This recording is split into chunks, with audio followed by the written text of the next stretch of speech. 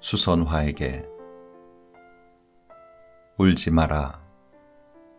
외로우니까 사람이다. 살아간다는 것은 외로움을 견디는 일이다. 공연히 오지 않는 전화를 기다리지 마라. 눈이 오면 눈길을 걸어가고 비가 오면 빗길을 걸어가라. 갈대숲에서 가슴 검은 도요새도 너를 보고 있다. 가끔은 하느님도 외로워서 눈물을 흘리신다. 새들이 나뭇가지에 앉아 있는 것도 외로움 때문이고, 내가 물가에 앉아 있는 것도 외로움 때문이다. 산 그림자도 외로워서 하루에 한 번씩 마을로 내려온다. 종소리도 외로워서 울려 퍼진다. 책 읽는 다락방의 죄입니다. 오늘은 아름다운 시어로 우리 가슴을 따뜻하게 해주는 정호승 작가의 산문집 내 인생의 용기가 되어준 한마디를 소개해드리겠습니다. 내가 사랑하는 사람, 슬픔이 기쁨에게, 붙이지 않은 편지, 또 앞서 소개해드린 시 수선화에게 외에도 많은 시로, 그리고 이동원 씨가 부른 이별 노래의 노랫말로도 우리에게 널리 알려진 작가인데요. 이 책은 작가의 어머니, 존경하는 스님이나 신부님, 작가나 선현들로부터 들은 말씀들, 그리고 작가의 생각이 담겨있는 산문집입니다. 인생의 두려움과 외로움을 견디게 해주는 지혜와 깨달음의 이야기들로 가득하면서도 그윽한 책인데요. 이 가운데 여러분과 나누고 싶은 글 몇 편을 골라 소개해드리겠습니다.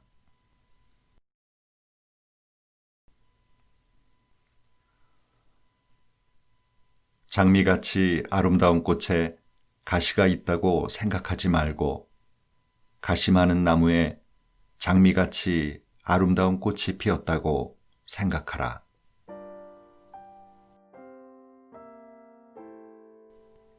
장미같이 아름다운 꽃에 가시가 있다고 생각하면 그 가시가 원망스럽습니다. 가시만 없다면 저 꽃이 더 아름다울 텐데 하는 생각을 하게 되면 가시가 증오의 존재가 됩니다.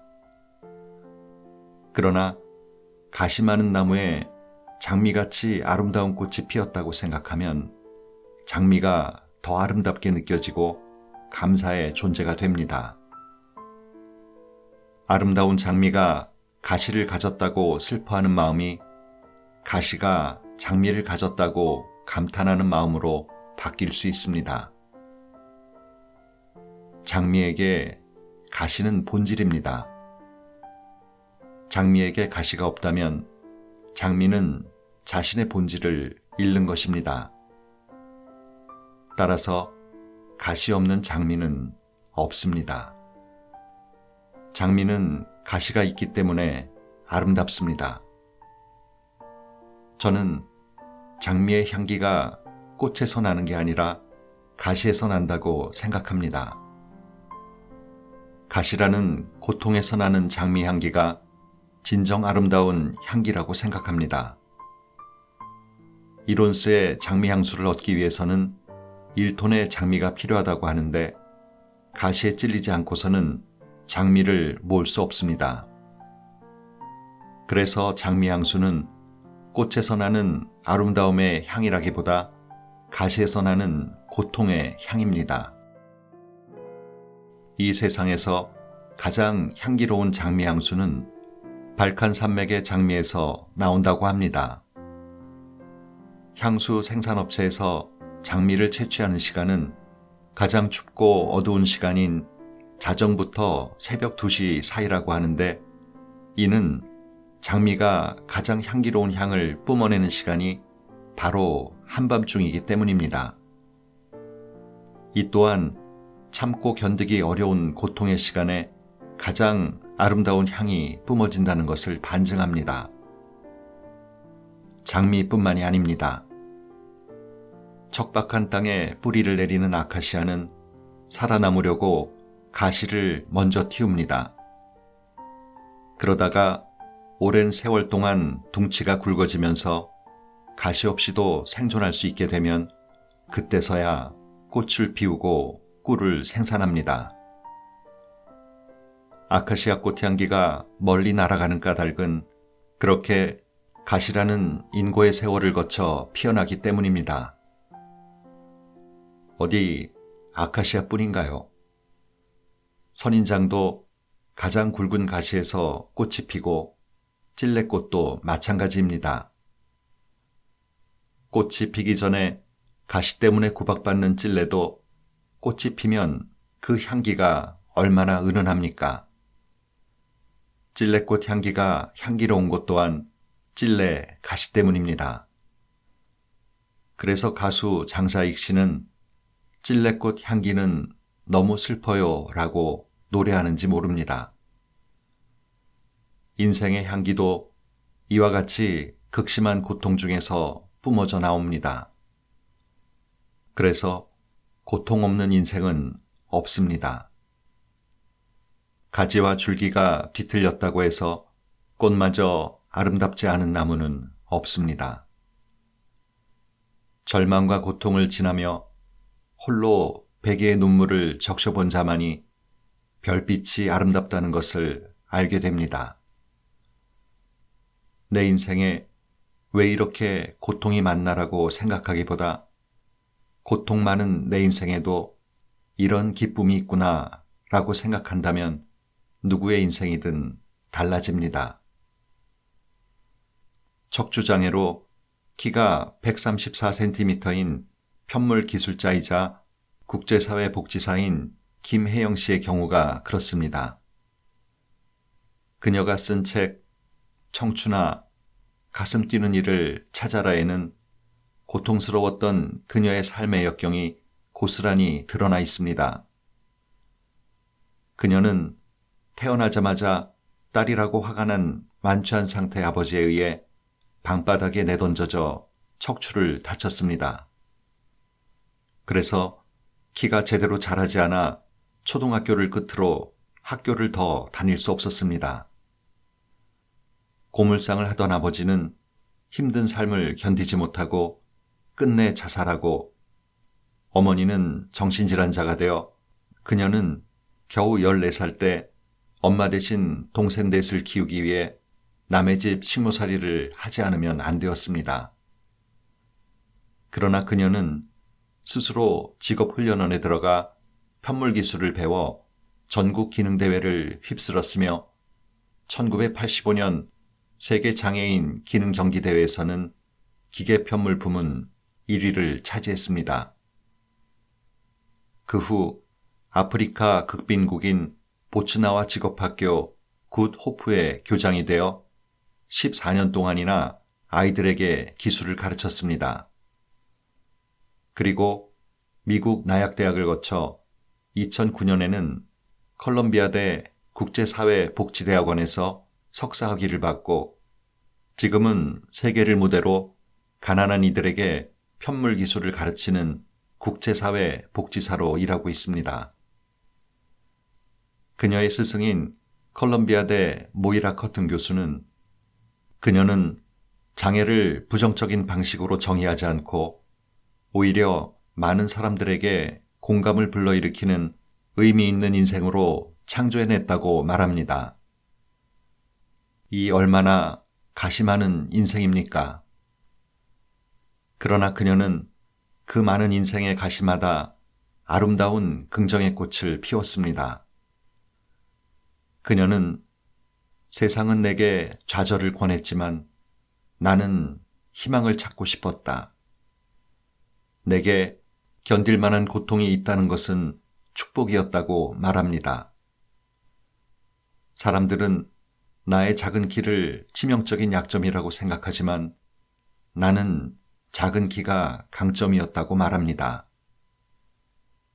행복한 것은 그냥 지나가지만 아픔과 상처는 그 자리에 남아 반짝반짝 빛을 낸다.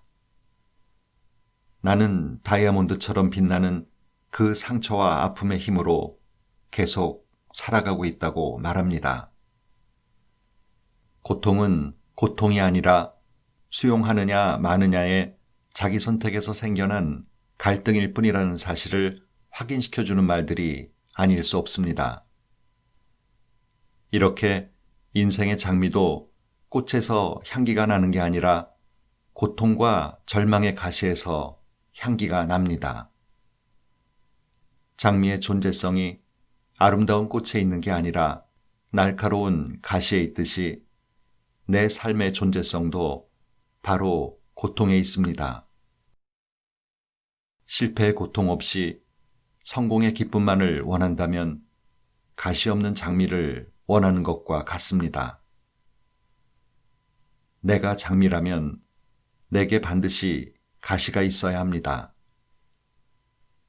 오늘은 저의 시 가시를 읽으며 내 인생의 가시에 대해 함께 생각해보는 밤이 되었으면 좋겠습니다.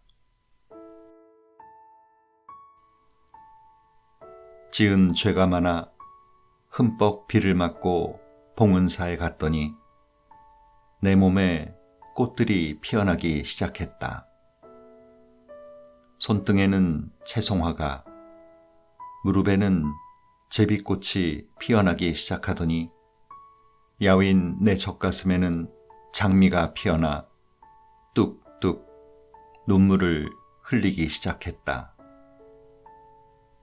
장미같이 아름다운 꽃에 가시가 있다고 생각하지 말고 이토록 가시 많은 나무에 장미같이 아름다운 꽃이 피었다고 생각하라고. 장미는 꽃에서 향기가 나는 게 아니라 가시에서 향기가 나는 것이라고.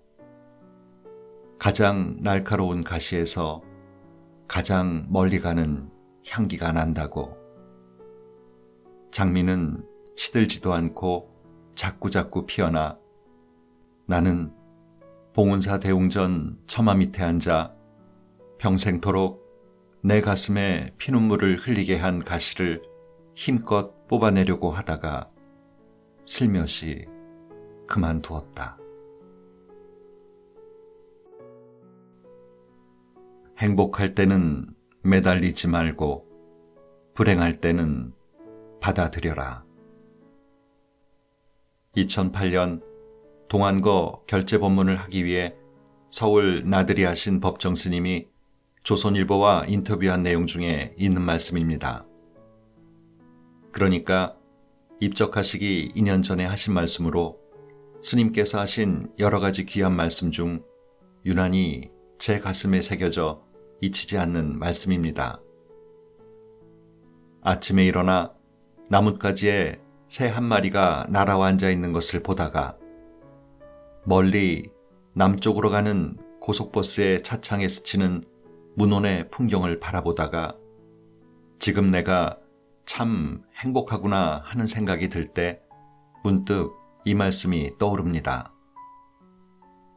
지난날의 내 삶이 유난히 고통스러웠다고 생각될 때에도 앰뷸런스를 타고 아버지를 응급실로 모셔가 생명연장치료 거부동의서에 서명하면서 지금 내게 불행이 찾아오고 있구나 하는 생각이 들 때에도 문득 이 말씀이 떠오릅니다. 산다는 것은 순간순간이다. 행복과 불행도 순간이고 선한 생각과 악한 생각도 순간에서 일어나는 것이다. 그래서 순간을 놓치지 않아야 한다. 순간순간 자신답게 자기 삶의 주인이 되어야 한다. 법정 스님께서는 평소에 늘 이런 말씀을 하셨는데 순간을 소중히 여기며 살기 위한 구체적인 방법을 제시하기 위해 이런 말씀을 남기신 게 아닌가 하는 생각이 듭니다. 행복할 때 행복에 매달리고 싶은 게 인간의 마음입니다. 불행할 때 불행을 거부하려는 게 인간의 마음입니다. 그러나 스님께서는 행복할 때는 행복에 매달리지 말고 불행할 때는 불행을 받아들이라고 말씀하십니다. 아마 그러한 태도에 인간 삶의 본질적 평화가 깃들어 있기 때문이라고 생각됩니다. 부처님께서는 일찍이 인간의 행복과 불행은 인간의 관념이라고 말씀하셨습니다. 저는 내 인생이 바닥에 굴러떨어졌다라는 생각이 들 때마다 부처님의 이 말씀을 생각합니다. 내 인생이 바닥에 굴러떨어졌다는 것은 내 인생이 불행하다는 것을 의미합니다. 그러나 그것 또한 내가 불행하다고 생각하니까 불행한 것입니다. 행복과 불행을 눈으로 볼 수 있고 손으로 만질 수 있는 구체적인 어떤 물상으로 제시할 수 없습니다. 나의 행복이 한 송이 백목련처럼 아름다운 것도 아니고 나의 불행이 무너진 돌담처럼 파괴된 것도 아닙니다. 그것은 어디까지나 내 관념 속에 존재해 있는 무형의 그 무엇입니다. 그런데도 내가 불행하다는 것은 내가 그렇게 생각한 결과일 뿐입니다. 내 인생이 바닥에 굴러떨어졌다고 생각하니까 굴러떨어진 것입니다. 그렇지 않다고 생각하면 그렇지 않은 것입니다. 저는 이제 바닥을 내 인생을 망치는 부정적인 요소로 생각하지 않습니다. 내 인생을 형성하는 가장 중요한 긍정적 요소로 생각합니다. 바닥이 있기 때문에 오늘의 제 인생이 있습니다. 누구의 인생이든 바닥에서부터 시작됩니다. 등산할 때 정상에서부터 등산하는 사람은 아무도 없습니다. 누구나 다 산의 밑바닥에서부터 산을 오르기 시작합니다. 그만큼 인생의 바닥은 인생의 가치를 깨닫게 해주고 형성해 줍니다. 결국 어떻게 생각하느냐에 따라 내 인생이 행복해질 수 있고 불행해질 수도 있습니다. 그렇지만 법정 스님께서는 행복하더라도 그 행복에 매달리지 말고 불행하더라도 그 불행을 기꺼이 받아들이라고 말씀하십니다. 행복에 매달리는 순간 행복이 불행의 성난 얼굴로 다가올 수 있고 불행을 받아들이는 순간 불행이 행복의 얼굴로 환히 밝아올 수 있다는 말씀입니다. 하루에도 몇 번이나 날씨가 변하듯 인생은 늘 유동적입니다. 불행한 일도 한때일 수 있고 행복한 일도 한때일 수 있습니다. 행복과 불행에 인생 전체가 좌우되지 않도록 오늘도 최선을 다해봅니다.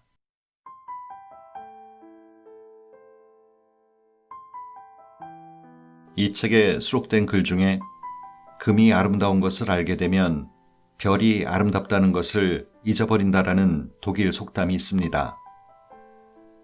미래에 필요할지도 모를 금을 위해 현재의 아름다운 별을 잊고 사는 건 아닌지 작가는 묻고 있습니다.